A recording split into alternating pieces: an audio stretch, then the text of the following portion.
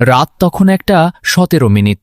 হঠাৎ আমার ফোনে একটা মেসেজ আইল, দোস্ত নিচে আয়, আমি অপেক্ষা করতাছি। মেসেজটা দেখা আমার শরীর ঠান্ডা হয়ে যায়, কারণ এই মেসেজটা পাঠিয়েছিল আরমান, যার 3 বছর আগেই মৃত্যু হয়েছে।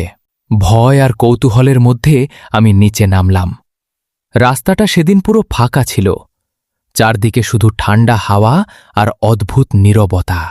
হঠাৎ রাস্তার ওপারে একটা কালো হুডি পরা ছেলে দাঁড়িয়েছিল।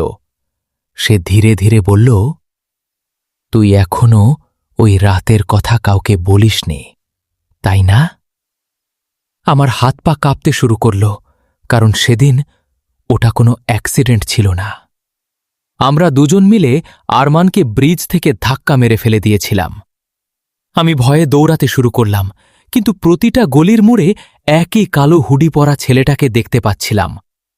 হঠাৎ ফোনটা আবার ভাইব্রেট করল। সব সত্যি বলে দে, না হলে সবাই জেনে যাবে। আমি দৌড়ে থানায় গেলাম আর সবকিছু স্বীকার করে নিলাম।